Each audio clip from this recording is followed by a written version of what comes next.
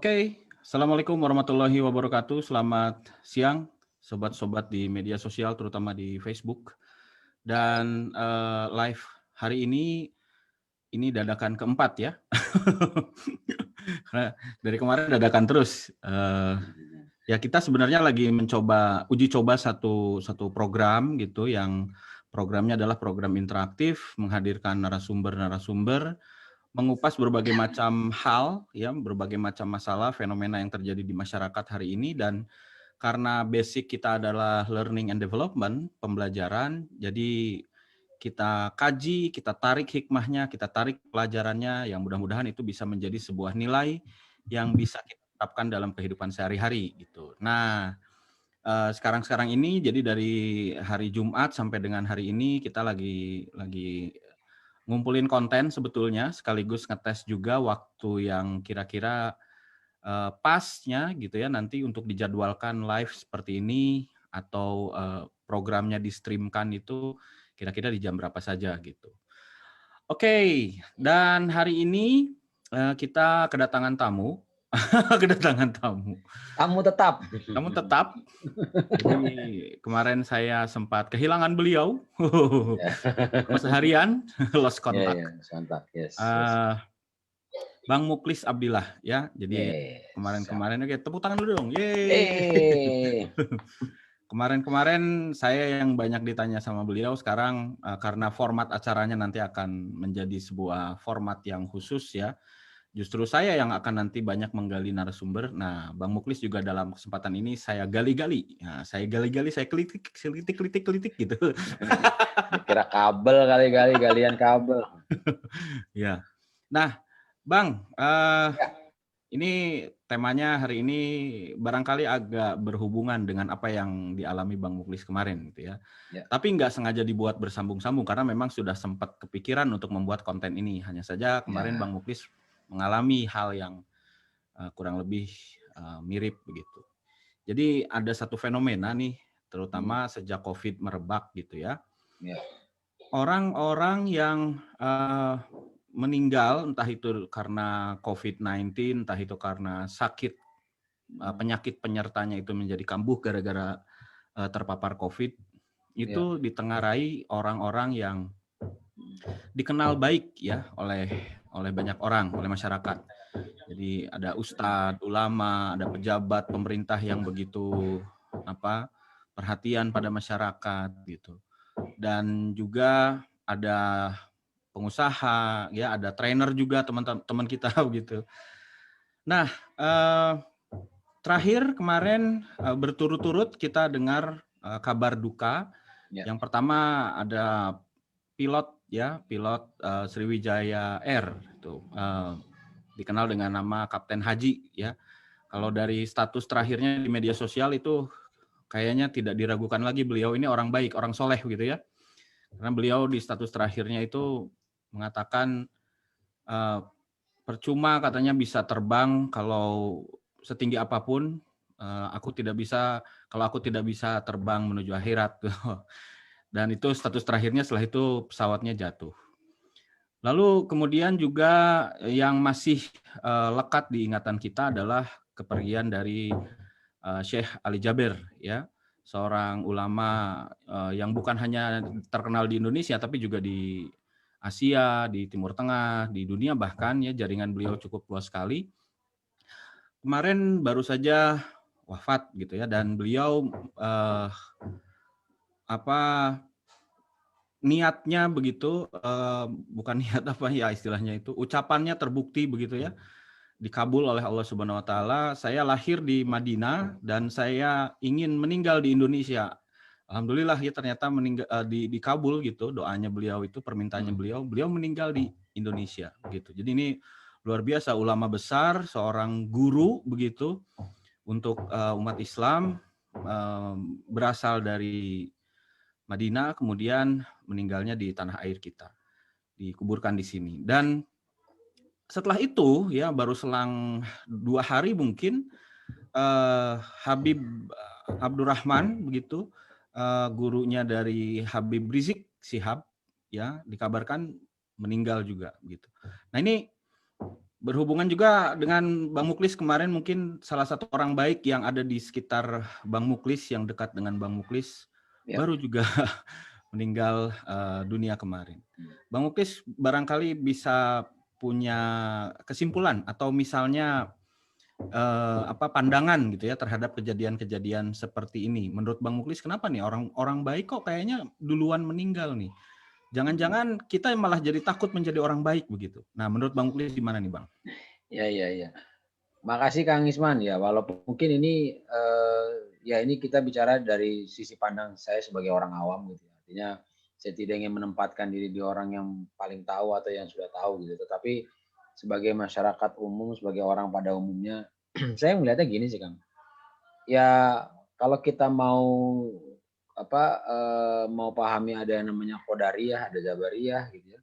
Sesuatu hal di dalam hidup manusia bahkan 50.000 tahun sebelum bumi diciptakan manusia sudah ditetapkan kapan dia lahir, kapan dia mati. Jadi kalau menurut saya memang bukan kebetulan, artinya ini sebuah peringatan juga mungkin buat kita. Karena kalau buat saya yang meninggal yang memang sudah waktunya. Jadi itu sudah ketetapan yang Maha Kuasa, ketetapan Allah Subhanahu wa taala. Jadi nggak bisa dimajuin, nggak bisa dimundurin. Itu keyakinan kita dari sisi beragama gitu kan ya.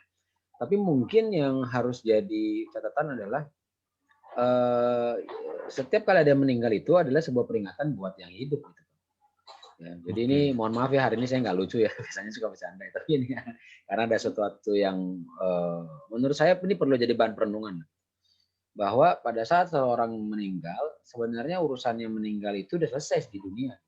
Tapi selalu ada nasihat penting, nasihat baik yang tersirat di dalam sebuah kejadian orang-orang yang kembali kepada Allah Subhanahu wa taala itu pesannya apa sih, message-nya itu apa? Itu sebenarnya mungkin yang perlu dicatat. Bahkan ada dalam satu kutipan hadis itu dikatakan bahwa setiap kali orang alim itu meninggal itu ayat-ayat Quran atau rahmatnya Allah itu diangkat ke langit. Artinya itu kan peringatan buat kita yang masih hidup. Jangan-jangan kita bukan sudah baik tapi baru merasa baik. Jadi pemikiran kita kadang-kadang ngelihat kebaikan itu seolah-olah kita sudah melakukan dengan benar. Padahal enggak gitu loh. Padahal kebaikan itu mungkin jangan-jangan kita masih ada pamrih. Kita masih ada harapan yang ingin kita dapatkan. Kesannya baik gitu ya, tapi nggak tahu enggak gitu. Nah, itu juga perlu jadi renungan kita gitu kan. Artinya kalau menurut saya sekarang saya tidak mau nyoroti dari sisi yang orang baik yang meninggal itu, tetapi pesan apa sih yang kita bisa dapatkan gitu dari kejadian-kejadian yang kita hadapi. Seperti kasusnya paman saya yang kemarin subuh meninggal gitu jam 2:30 pagi, ya semua tersentak karena dia masih sehat-sehat aja gitu. Cuman entah sebentar masuk rumah sakit, dipikir sudah cukup enak, itu cukup bagus, katanya kondisinya ternyata meninggal dunia. Jadi menurut saya itu tadi, sebuah berita kematian itu adalah pesan untuk yang hidup. Sebenarnya apakah sudah ada yang kita perbaiki nggak sih dalam hidup kita gitu? Karena memang pesan-pesannya adalah kita pasti dapat gilirannya, cuma nggak tahu kapan. Itu sih Kang. Ya menarik nih. Quotes Bang Muklis barusan ya, yang terakhir. Berita kematian itu isinya sebenarnya pesan untuk yang hidup, begitu ya Bang ya? Yes, betul. Nah, jadi kita banyak belajar tentang nilai-nilai kehidupan itu justru dari peristiwa-peristiwa kematian, dari peristiwa-peristiwa meninggalnya orang-orang baik. Dan memang sebetulnya tidak ada relevansi yang khusus juga ya antara orang baik dan meninggal duluan begitu. Apalagi nanti kita malah jadi takut untuk berbuat kebaikan karena takut meninggal duluan gitu ya. Itu jangan sampai. Justru harus makin memotivasi kita supaya amal perbuatan yang sudah pernah dilakukan oleh orang-orang yang meninggalkan kita duluan itu kita nanti teruskan ya, kita terapkan pelajaran-pelajarannya, kita teruskan. Nah, Bang Muklis boleh sedikit bercerita dong, kira-kira kan kemarin kita sama-sama kaget ya, bukan cuma Bang Muklis, saya juga kaget gitu ya. Iya. Karena seingat serencana kita gitu, pada hari itu kita ada satu meeting yang harus dikoordinasikan, ada training gitu. Dan subuh-subuh itu jam 5 udah janjian kita mau meeting online ya, mau Zoom begitu. Tiba-tiba Bang Muklis ngabarin, "Kang, ini paman saya meninggal nih." Waduh, saya juga jadi kaget. Dan saya tuh sempat ini juga, sempat bingung gitu. Wah, nanti Bang Muklis gimana ya? Tapi ternyata Bang Muklis masih tetap secara profesional melaksanakan tugas untuk memfasilitasi kelas online tersebut gitu. Ya. Itu gimana ceritanya, Bang? Ya. Apakah Bang Muklis live atau memandu kelas online dari pemakaman atau dari rumah sakit gitu? Enggak, Kang. Saya Ya. dari rumah. Ya, jadi gini, Kang. Kan kewajiban orang kalau kita ke agama fardu kifayahnya orang yang meninggal untuk yang hidup, bagi yang hidup adalah mengurus sampai ke pemakaman. Itu fardu kifayah. Artinya fardu kifayah itu kalau udah ada yang mengurus, sudah ada yang mengerjakan dan semua bisa dihandle, ya kita serahkan dan kita bisa melakukan yang lain artinya. Bukan berarti kita tidak menghormati kan gitu ya. Jadi ini memang kecuali memang itu fardu ain per individu kewajibannya. Jadi begitu sudah bisa dihandle sama adik sepupu saya, ya saya kembali ke sini untuk menyelesaikan tugas saya gitu kan. Jadi kemarin juga ini kisahnya di luar itu sedikit ya. Jadi pagi-pagi ibu saya jam 3 subuh itu dihubungin sama kakak gitu. Jam 3 ya, jam 3 itu kakak ngasih tahu bahwa paman meninggal gitu. Nah, cuman saya akhirnya bukannya berterima kasih gitu dengan apa yang dikasih diberitahukan. Ini juga buat pembelajaran nantinya. Bukan tidak berterima kasih diberitahukan paman meninggal, tapi pemberitahuan waktunya itu tidak pas. Maksudnya kebetulan ibu saya juga kondisinya sudah sepuh gitu ya, sudah 80 tahun, kondisinya juga nggak terlalu prima, ya kaget gitu. Jadi kita satu rumah heboh gitu ya. Ya jawaban saya sih sebenarnya sederhana aja ya, orang sudah meninggal mau bagaimana? Ya kita tentu tersentak, kita tentu kehilangan. Tapi untuk menjaga yang masih hidup, yang masih ada ini kan juga perlu gitu. Nah makanya ya jadi dalam tanda petik gini sih kan. Sebenarnya kan kalau kita ngelihat dari sudut pandang kita, sebuah kematian itu sebenarnya yang kepikiran sama kita dan nanti gue gimana ya? Itu sebenarnya sih kan yang paling pesan. Makanya saya bilang tadi kan message-nya itu kan bahwa pesannya kematian itu adalah buat kita yang ditinggal.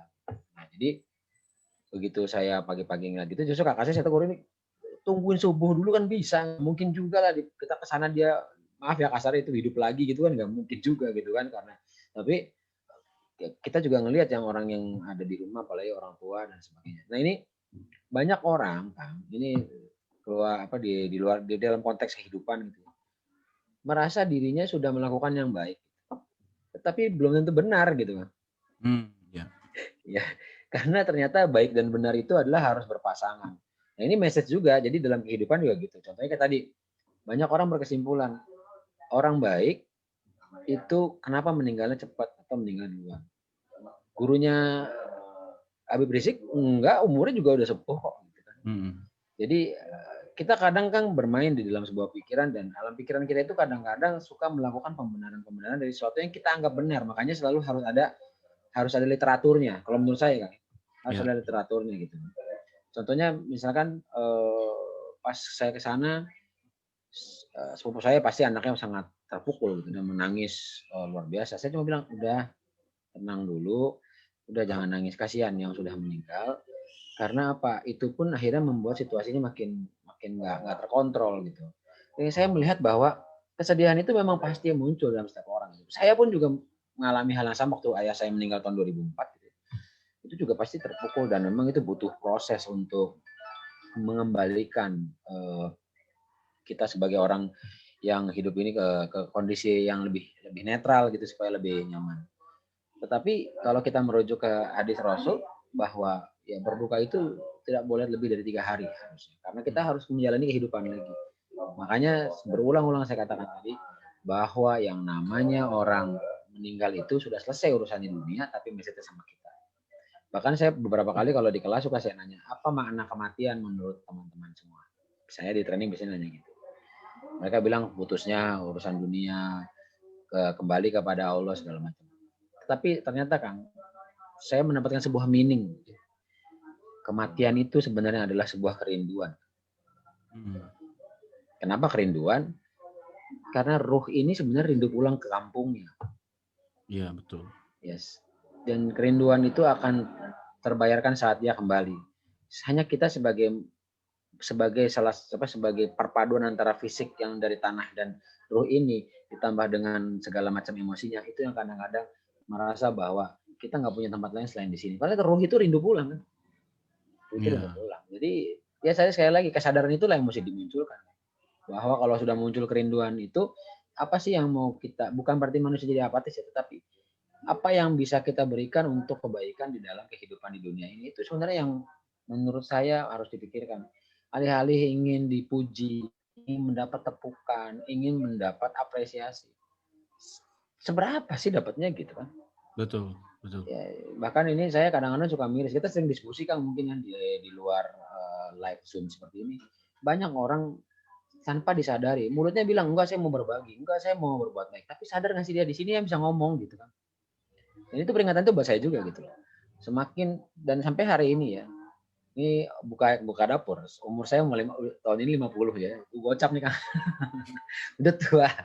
Ya, saya nanya gitu, apa sih yang saya mau cari gitu? Tepukan orang, pujian orang, duit cuma duit.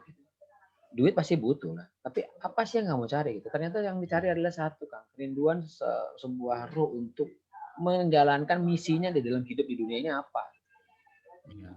Pasti karena kita kan punya tugas, Kang, diturun ke muka bumi ini. Saya ketemu Kang Isman, saya yakin juga bukan kebetulan. Banyak dari kita yang sebagai orang di bidang learning, trainer gitu yang belajar soal energi pasti sadar. Saya ketemu Kang Isman pasti nggak kebetulan. Saya ngomong hari ini pasti nggak kebetulan gitu.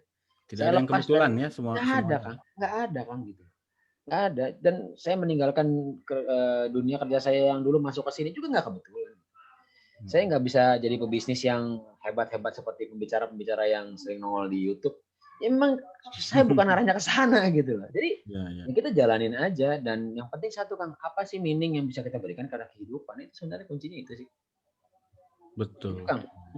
Jadi ya ini kembali lagi ruh ini suatu hari akan kembali dan ruh ini merindukan kepulangannya ke kampung halamannya begitu ya. Yes. Dan apa yang kita lakukan ini sebenarnya adalah supaya mencukupkan bekal ketika ruh ini suatu hari nanti akan pulang gitu. Yes, exactly kan. Jadi, betul. Bukan kemilaunya dunia, semua hal-hal yang sifatnya semu, karena itu semuanya nanti tidak akan pulang.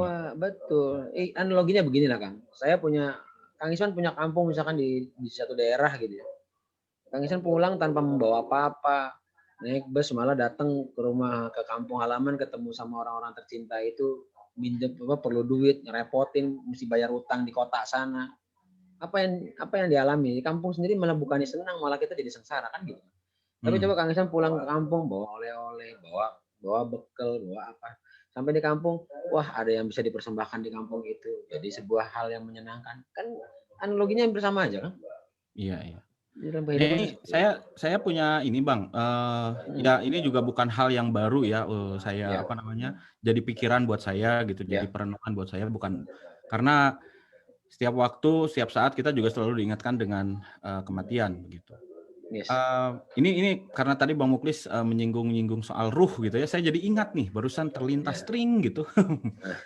sebuah pemikiran, sebuah analisa yang pernah saya lakukan dulu begitu. Kan disebutkan bahwa dalam Al-Qur'an itu surat Al-Isra gitu ya kalau tidak salah begitu.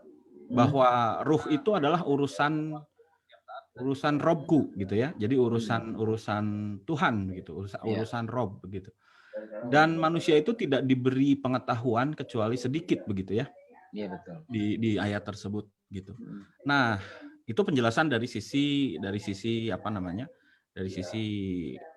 begitu. Nah, cuma saya punya analisa begini, Bang. Orang baik begitu ya. Seseorang itu dikatakan baik apabila pada satu makomnya begitu, pada satu levelnya dia mencapai situasi yang begini. Orang baik itu adalah orang yang bisa susah ketika orang lain susah, bisa merasa susah ketika orang lain susah, dan dia merasakan senang ketika orang lain senang gitu. Itu orang baik gitu. Itu satu makom yang agak sulit memang gitu ya masuk ke sana gitu. Kan yang seringnya itu kita senang kalau lihat orang susah gitu kan. Iya. Atau susah lihat orang lain senang gitu. Ya, betul. Tapi orang baik itu dikatakan dia juga, makanya dikatakan orang baik adalah orang yang justru bisa merasakan kesusahan orang lain begitu melihat orang lain itu susah. Sehingga dia merasa ini adalah bagian dari kesusahan dia dan dia membantu orang itu dengan segala macam upayanya. Lalu dia juga ketika melihat orang lain senang, bukannya ada perasaan iri atau perasaan tidak suka gitu ya, justru malah bersyukur gitu karena dia menganggap bahwa kesenangan orang lain ini adalah kesenangan saya juga begitu. Iya. Nah, ini satu makom, satu tingkatan yang memang kita agak jarang mungkin ya untuk bisa atau agak sulit untuk mencapai ke arah sana. Tapi itulah orang-orang baik dalam analisa saya begitu, dalam kacamata saya. Iya. Nah, Menarik, Kang. kemudian begini, yang menjadi kesimpulan dari karakter orang baik itu bagi saya kesimpulannya berarti Bang, orang baik itu tidak pernah diketahui apa masalahnya gitu loh. Ya, jadi artinya gini, dia ngelihat orang lain susah, dia ikut susah gitu. Lihat orang lain punya masalah, dia merasa bermasalah juga gitu. Lihat orang lain gembira, dia senang juga gitu. Pertanyaan sebenarnya, pertanyaan intinya tuh sebenarnya masalah yang kamu hadapi sendiri itu apa gitu. Hampir nggak ada orang yang tahu gitu Bang. Karena dia ngikutin orang lain susah dia ikut susah, orang lain senang dia ikut senang. Nah dia sendiri masalahnya apa? Nggak ada yang tahu Bang gitu. Jadi ada satu kecenderungan orang baik itu tidak mau menyusahkan orang lain sehingga dia sendiri menutupi masalah-masalah yang dihadapinya supaya orang lain nggak ikut susah gitu loh Bang. Iya.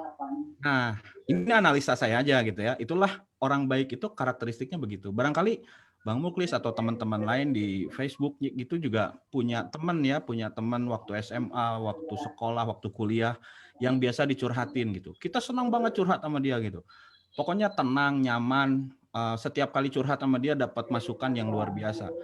Cuma masalahnya dia ini sering dicurhati sama banyak orang, cuma tidak banyak orang yang tahu apa sebenarnya masalah dia gitu. Nah, ini kan level orang baik nih, gitu ya. Dan dia berbuat seperti itu bukan apa-apa karena dikhawatirkan kalau dia cerita permasalahan dia pribadi, dia akan menyusahkan orang lain. Nah, inilah yang kemudian menjadi sentilan sebenarnya kalau menurut saya nih.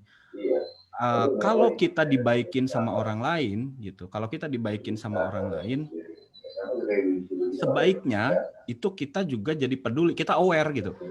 Kita peduli pada orang baik ini nih gitu. Itu harus jadi prioritas pertama kalau menurut saya. Karena orang baik itu dia berpotensi menyimpan sesuatu yang tidak kita ketahui. Contoh misalnya, orang baik sering menolong. Orang baik itu dia sering ngasih bantuan. Dan kita nggak tahu kalau sebenarnya dia itu kesusahan, dia itu punya penyakit, dia itu harus sering berobat dan sebagainya.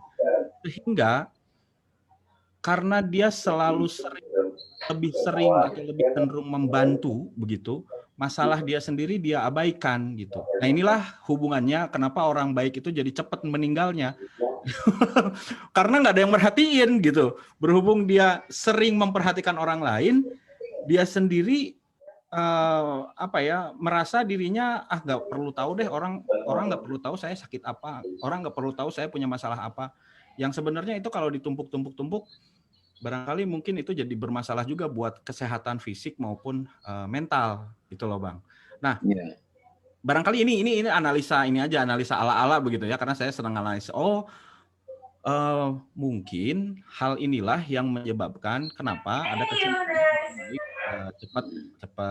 lebih cepat meninggalnya gitu, karena masalah dia nggak ketahuan gitu. Dia sibuk merhatiin masalah orang lain, masalah dia sendiri nggak ketahuan. Yang padahal masalah itu adalah bom waktu buat dia gitu. Nah, ini adalah menurut saya sebuah peringatan kepada orang yang dibaikin sama orang itu gitu. Justru kita yang dibaikin sama orang itu tuh harus mikir gitu. Lo dipeduliin nih sama dia, dipinjemin duit misalnya. Prioritas pertama dari Anda yang dipinjemin duit itu adalah memperhatikan kehidupan dia gitu. Jadi kalau misalkan udah dipinjemin duit, kita sering-sering silaturahim atau komunikasi dengan orang ini. Pak, Bapak sehat Pak? Pak, gimana kabarnya hari ini? Karena siapa tahu dia itu baik ke kita, tapi sebenarnya dalam diri dia nyimpen sesuatu gitu. Nah, jadi si orang yang udah peduli sama kita ini jadi prioritas utama buat kita peduliin gitu loh Bang. Sehingga nanti nggak ada cerita bahwa orang yang baik ini dia sudah berkorban banyak hal, tapi masalah pribadinya sendiri tidak diketahui. penyakit yang dia alami itu tidak diketahui, tahu-tahu udah nggak ada aja. Nah, nggak ada cerita kayak gitu karena kita yang pernah dibaikin sama orang itu peduli gitu loh Bang. Ini analisa saya aja. Justru itu peringatan buat kita. Kalau kita udah dibaikin sama orang lain, Anda simpan kebaikan orang itu sebagai prioritas utama untuk Anda pedulikan. Misal nih, Bang Muklis minjemin saya uang, ngasih saya bantuan, apa? Prioritas pertama saya adalah, oh ya, kalau Bang Muklis ada apa-apa, saya duluan yang akan turun tangan. Saya akan rajin berkomunikasi, menyapa Bang Muklis, menanyakan bagaimana kabarnya, barangkali Bang Muklis ada apa misalnya loh, itu saya akan gali terus. Kan tahu-tahu siapa tahu gara-gara komunikasi itu lancar, ketahuan Bang Muklis asam urat gitu ya misalnya. Emang itu nggak usah dibahas. Banyak orang udah tahu gitu. Nggak usah dibahas tuh. Iya. Nah jadi itu sih Bang, kalau saya analisa ala-ala begitu ya, analisa sekilas dari diri saya. Kenapa orang baik itu lebih cenderung cepat meninggalnya duluan, ya karena banyak hal yang tidak terperhatikan, yang justru ini harusnya diperhatikan oleh orang yang udah dibaikin sama dia gitu loh. Itu sih ini Bang. Cuma tetap sih tidak menjawab ya, kalau jatuh itu kan itu nggak menjawab. Kalau misalkan dia udah baik terus jatuh dari kapal kan itu tetap tidak menjawab gitu, tidak menjadi udah peduli banget tapi tetap aja jatuh dari kapal. Ya artinya itu kan takdir gitu. Nah gimana menurut Bang Muklis terhadap analisa saya ini? Apakah ala-ala? Jadi gini Kang, baik lagi ya, yang namanya usia itu pasti memang sudah ada sudah ada aturannya, sudah ada kesepakatan. Jadi dealingnya sebelum lahir ceprot itu udah ada dealingnya gitu, kesepakatannya. Tapi yang menarik gini Kang, saya mau kasih analogi sedikit. Jadi supaya ini mungkin wawasan kita soal orang baik itu jadi lebih luas gitu. Bukan cuma sekedar dari sudut pandang yang satu, tapi kita mulai dari sudut pandang yang lain. Saya mau kasih sebuah analogi cerita. Gitu. Ini sebuah, jadi tolong nanti teman-teman di dunia maya jangan dianggap ini sebuah ceritanya, tetapi ini sebuah analogi aja. Ada orang yang sangat rajin ibadah di sebuah tempat ibadah gitu, dan setiap pagi dia ibadah. Biasanya kalau Islam sholat subuh, dan di subuh itu ada seorang perempuan PSK yang setiap hari pulang lewat masjid itu. Buat kita yang melihat PSK ini tentunya akan menganggap bahwa si orang PSK ini hidupnya penuh berlimangan dosa. Betul. Tapi setiap kali dia ngelewatin depan tempat ibadah itu, depan masjid misalnya, dia selalu melihat ada sosok orang yang alim ini di depan masjid yang baru mau masuk masjid, dan mereka saling berpapasan gitu. Tidak pernah bertegur sapa. Si orang ini ibadah, si wanita PSK ini pulang. Tetapi yang muncul adalah suara hati Kang. Suara hati PSK bilang begini, seandainya saya bisa beribadah seperti Bapak itu dan tidak melewati kehidupan saya yang kelam seperti ini untuk mencari sesok nasi, alangkah bahagianya hidup saya, luar biasa ya orang itu. Dia begitu mengatakan dalam hatinya. Berbeda dengan apa yang dikatakan sama si orang yang baru berangkat ke tempat ibadah ini. Dia mengatakan, duh orang hidupnya kok gelimangan dosa amat, nggak takut dosa apa. Kok gitu banget sih hidupnya. Setiap kali bertemu suara hati mereka begitu. Yang satu berharap jadi ini, yang satu menyalahkan, nggak suka dengan perilakunya. Singkat cerita, meninggallah mereka berdua dan kembali ke akhirat. Ini sebuah analogi. Jadi ini kita mesti lihat sama-sama. Terus begitu pas meninggal, dia masuk ke timbangan dalam penimbangan dosa dan pahala, kebaikan dan keburukan. Kemudian malaikat bilang sama si orang PSK itu, kamu masuk surga? Loh, saya kan berbuat jahat, saya banyak berbuat jelek ini, gimana gitu kan? Kehidupan saya berlimangan dosa gitu kan. Terus Pak ini thank you Pak. Kok bisa masuk surga? Udah ntar aja masuk surga. Begitu yang orang alim ini masuk, kamu masuk neraka. Loh, saya udah ibadah, saya udah berbuat baik, saya udah melakukan apa-apa yang harus diberikan sama Tuhan, yang sudah diwajibkan Tuhan, meninggalkan yang dilarang. Kenapa? Ya karena hatimu tadi ada terbersit kekurang baikan. Jadi Kang, ini meaning sekali bahwa baik itu sifatnya private banget. Bahkan untuk orang yang dianggap tidak baik. Kita tahu sendiri dalam sebuah riwayat hadis dikatakan bahwa ada seorang perempuan sama PSK juga menolong anjing kehausan. Balasannya surga. Ya. Gitu kan? Artinya Kang, kebaikan itu sebenarnya semua orang bisa melakukannya. Pertanyaannya cuma satu sekarang, seberapa besar sih ego kita bisa mengalahkan diri kita nggak untuk berbuat kebaikan? Itu sebenarnya kuncinya Kang. Dan kalau mau jujur masuk hati nurani, coba deh, seorang maling sekalipun, pada saat dia ingin mencuri, hati kecilnya bilang jangan, sok boleh cek, pasti Kang. Jadi sebenarnya Kang, kebaikan itu tuh dalam diri manusia itu sudah terinstall dengan baik gitu. Nggak ada tuh orang lahir langsung jadi rampok tuh nggak ada. Lahir langsung jadi pencoleng tuh nggak ada. Dia tumbuh berdasarkan dari apa yang ada di pikiran, egonya dan segala macam. Tapi jiwanya pasti bersih. Jadi yang tadi Kang Isman Kang Isman coba analisakan bahwa orang baik itu adalah susah melihat orang susah, senang melihat orang bahagia. Memang seperti itu. Nah, yang lebih pentingnya lagi adalah apa sih sebenarnya yang tersimpan di dalam hatinya untuk dia tunjukkan dalam kehidupan. Karena Allah tuh tidak menciptakan segala sesuatu ke muka bumi ini dalam sia-sia. Alam semesta lah. Ya. Ya, bahkan dalam pandangan saya Kang, ini keluar lebar sedikit aja dari soal yang topik. Pada saat manusia itu adalah rahmatan lil alamin. Rahmat semesta alam. Bukan rahmat untuk dunia. Ya.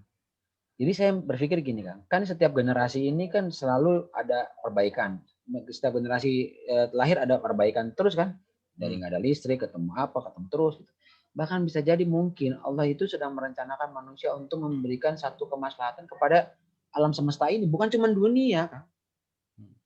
Ya, ini saya nggak tahu ngomongnya jadi yang lebar gitu. Tapi saya kebayang gitu kan bahwa seorang yang baik itu tentunya dia bawa message. Message itu apa sih? Contohnya tadi kalimatnya pilot Afwan namanya kalau nggak salah ya. Iya. Nggak jangan bilang bisa terbang pesawat yang terbang ke akhirat juga. Sebenarnya itu message buat kita bahwa apa sih sebenarnya yang kita lakukan selama ini yang bisa membuat diri kita itu diselamatkan.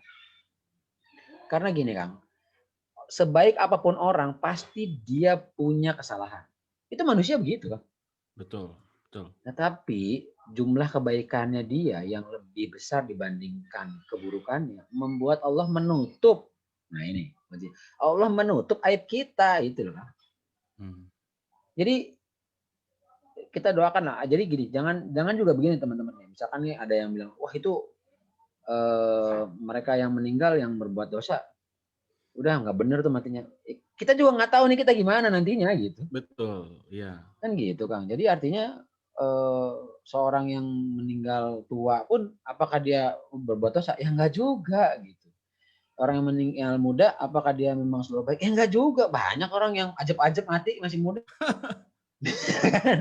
Banyak yang lagi nyatut-nyatut atau hilang gitu kan. Banyak juga kan. Jadi ini yang sebenarnya makanya saya tadi bilang kan pembahasan ini harus ditarik ke kita sekarang yang sedang hidup, sedang mengalami proses perjalanan menuju ke titik akhir. Iya. Yang nggak tahu nih kapan Kang gitu. Ini saya ngomong apa adanya. Beberapa bulan terakhir semenjak COVID, setiap hari otak saya berkata bahwa iya Allah saya pagi ini bangun berarti jatah hidup saya makin berkurang. Apa yang bisa saya berikan untuk membuat saya pada saat saya nanti engkau panggil pulang, aku bawa bekal yang cukup dan meninggalkan sampah-sampah itu di dunia udah beres itu udah bersih. Betul. Harapannya kan itu Kang. Betul.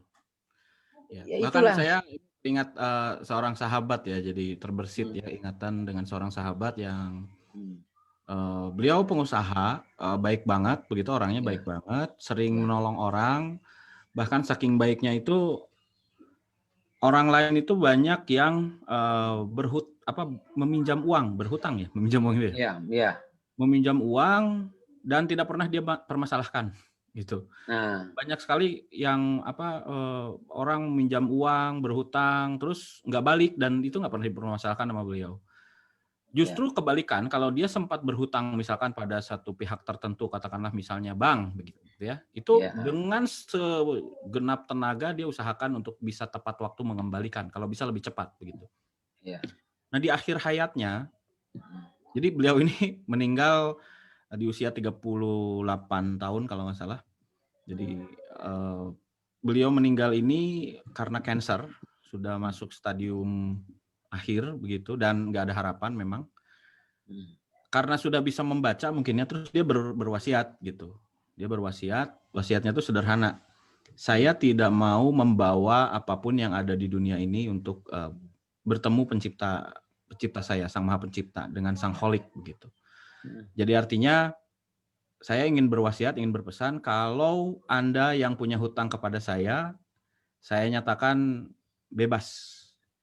Jadi siapapun yang berhutang pada saya nyatakan bebas. Kalau Anda memaksa untuk membayar hutang itu, bayarkanlah kepada fakir miskin dan anak-anak yatim. Jadi itu wasiatnya luar biasa tuh Bang. Nah, terus kemudian giliran ini, kalau misalkan ada yang ada kewajiban saya yang belum saya tunaikan, ada hutang-hutang saya yang belum sempat saya bayar, saya kelupaan atau gimana, tolong dengan segera menghubungi keluarga saya. Saya sudah siapkan semuanya begitu, semua kekayaan saya apa itu udah disiapkan untuk membayar semua hutang-hutang yang kalau misalnya ada yang belum terbayarkan. Jadi menariknya itu begini, bahkan beliau ini orang baik ya, almarhum ini orang baik dan tidak mau membawa sama sekali apapun urusan yang ada di dunia untuk bertemu dengan Sang Kholik begitu. Betul Kang. Menyentuh banget gitu ya. Kalau kita kan justru mengumpul-kumpul pahala apa segala macam, berusaha berbuat baik itu berlomba-lomba. Kalau dia malah nggak peduli, udahlah gitu, saya nggak mau bawa-bawa yang gini. Saya pengen bertemu dengan pencipta saya, dengan Allah. Saya ingin bertemu dengan tanpa beban apapun gitu. Jadi beliau lupakan semuanya. Ya. Gitu. Menarik Kang. Ini saya beberapa hari yang lalu nulis sebuah artikel. Jadi artikel itu sih berawal dari sebuah keresahan. Keresahan mengenai ada beberapa peserta yang nanya ya, lumayan banyak nanya sama saya, Pak kok rezeki saya nggak lancar segala macam. Ini kita coba ngedeketin dari sudut yang berbeda nih. Kang Isman tadi dari sudut bagaimana dia melepaskan apa-apa kepemilikannya, karena memang setelah mati orang sudah tidak memiliki apa-apa. Dalam sebuah artikel siapa saya lupa, dibilang jenazah disemayamkan di rumah duka. Jadi disemayamkan itu kan istilahnya dititipin gitu. Rumahnya aja udah bukan rumahnya dia lagi gitu kalau dia udah meninggal kan. Nah, jadi saya beberapa hari yang lalu menulis itu berdasarkan keresahan dari banyak orang yang ikut training gitu ya. Terus dia tanya, Pak rezeki saya kok nggak lancar-lancar, kenapa Pak ya? Hubungan sama orang tua gimana? Ya kadang-kadang suka ada tengkar Pak sama mertua juga gitu. Nah ini saya kemarin mencari sebuah referensi, saya ketemu tulisan mengenai Uwais Al-Qarni ya. Kalau Kang Isman pernah dengar. Oh iya, Uwais Al-Qarni. Uwais Al-Qarni itu kalau buat saya itu suatu catatan bagaimana seorang manusia yang mengabdi kepada ibunya, bahkan dia tuh dia mau ketemu sama Rasul nggak ketemu karena dia orang Yaman gitu ya. Begitu dia ketemu nyari Rasul lagi perang, begitu dia balik Rasulnya sudah meninggal gitu, jadi nggak bisa ketemu Rasul. Nah, ibunya pengen pergi haji, gimana caranya supaya ibunya pergi haji? Dia bawa lembu itu digendong kan, jadi dia nggak bisa beli onta karena jalanan dari Yaman ke Mekah itu padang pasir gitu, dan dia harus gimana caranya bisa bawa ibunya, karena nggak bisa beli onta dia beli lembu gitu, beli sapi, digendong naik turun bukit sampai dianggap orang gila gitu. Ternyata dia berlatih ototnya kan, sampai akhirnya dia ke Mekah bawa ibunya dia gendong dari Yaman ke Mekah. Bayangkan luar biasa gitu perjuangannya. Sampai di Mekah ibunya berdoa, dan Uwais Al-Qarni berdoa cuma satu, ya Allah ampunilah dosa ibuku, terimalah amal kebaikan ibuku. Dia cuma minta doa itu aja. Ibunya nanya, kamu kenapa nggak berdoa buat aku?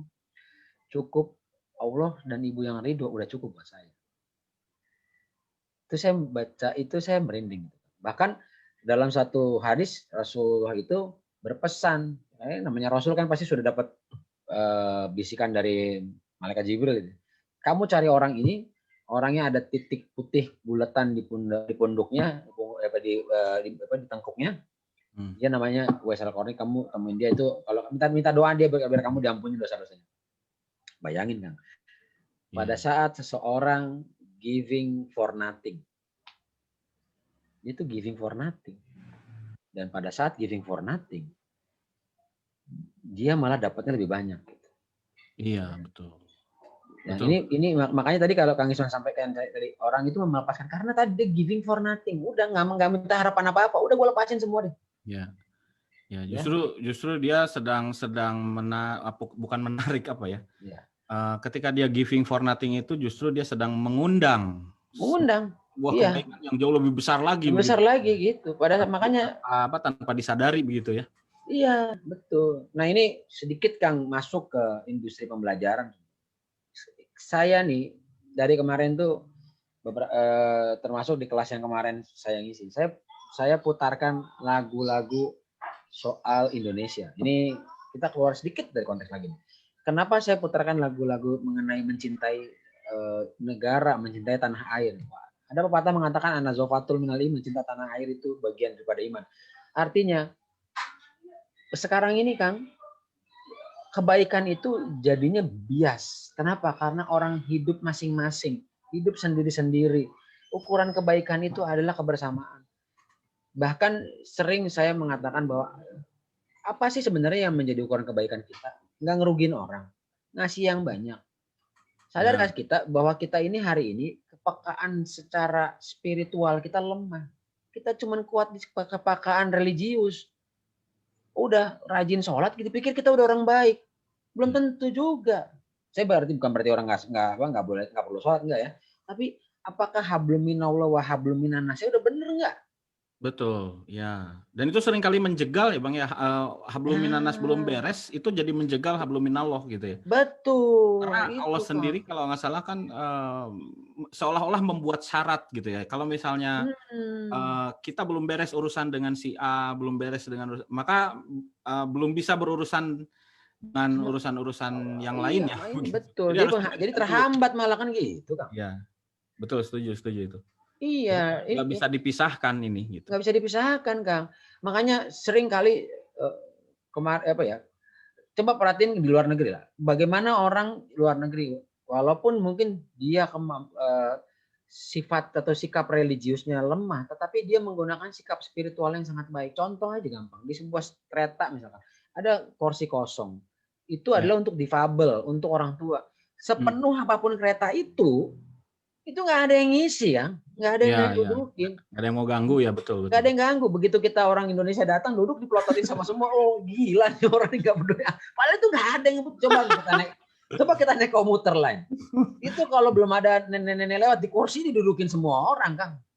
Iya, pas ada nenek-nenek baru aja ya berdiri. Baru berdiri. Bahkan ini maaf, ini ada kejadian sama teman saya. Ada satu anak muda, dia lagi baca kitab suci gitu. Ada orang yang butuh, Mas duduk dong, tolong Mas, bangun Mas. Ini ada orang yang butuh. Bapak nggak lihat saya lagi baca kitab? Coba bayangkan, Kang, apakah itu kita yang diajarkan seperti itu gitu. Jadi ini juga ini pengingat buat saya, Kang. Artinya apakah kita juga sudah merasa jadi orang baik? Jangan-jangan kita belum jadi orang baik. Karena kenapa, Kang? Pada saat kita dianggap orang baik oleh orang lain, itu adalah label orang untuk kita dan bukan kita yang label diri kita orang baik. Jadi no mind, memberikan, makanya giving for nothing and no mind. Selesai udah gitu. Biar aja orang yang menilai, kita nggak usah pusingin. Ini kan kadang-kadang jadi nyerocos saya. Ini kadang-kadang ini kan kadang-kadang gini, gue udah jadi orang baik nih.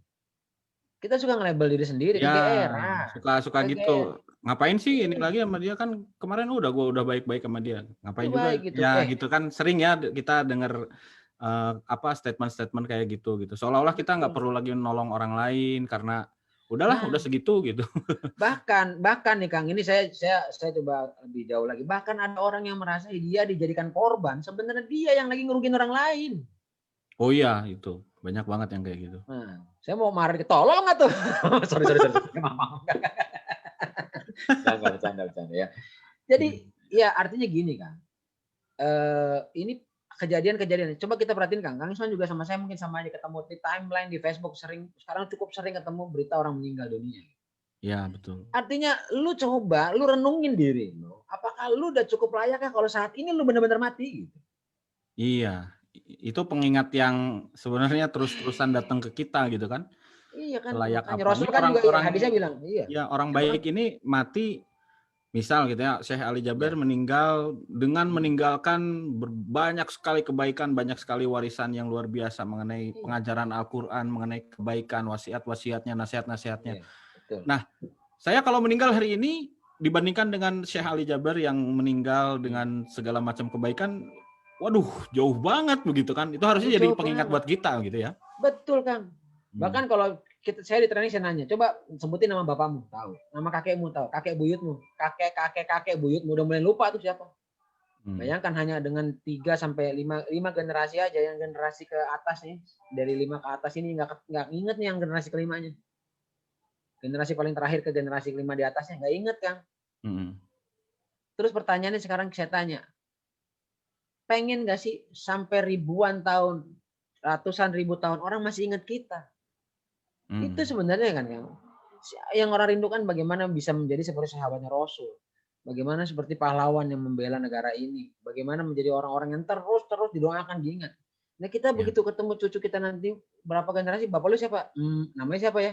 Cuplis kali. Salah lu bapak, buyut lu bukan Cuplis namanya misalkan. Saya kan nggak mau. Upin. Karena botak.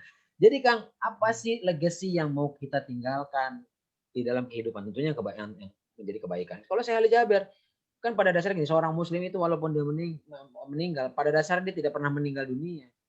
Karena apa? Karyanya terus dikenang. Apa yang dia lakukan terus menjadi catatan kebaikan. Apakah seorang musisi yang lagu-lagunya gembrang-gembrong itu pasti akan dikenang terus? Saya nggak yakin. Karena waktu itu zaman berubah. Tapi yang namanya sebuah kebaikan, suatu hal yang bermanfaat, yang bisa membuat orang tercerahkan dan orang merasa ini harus ditularkan, itulah yang akan menjadi terus dikenang sama orang. Makanya kan 3 ya kan? Ilmu yang bermanfaat, harta yang amal jariah, dan anak yang soleh. Kan ini Kang. Nah ini ada di kita nih Kang. Sebenarnya tempatnya nih sekarang nomor 1 nih, ilmu yang bermanfaat itu. Jangan cuma sekedar transaksional. Terus mengatakan, ya maaf gitu ya, saya ini bukan berarti pengen menyudutkan siapapun, tidak. Karena ini konteksnya, yuk sama-sama ngingetin gitu Kang.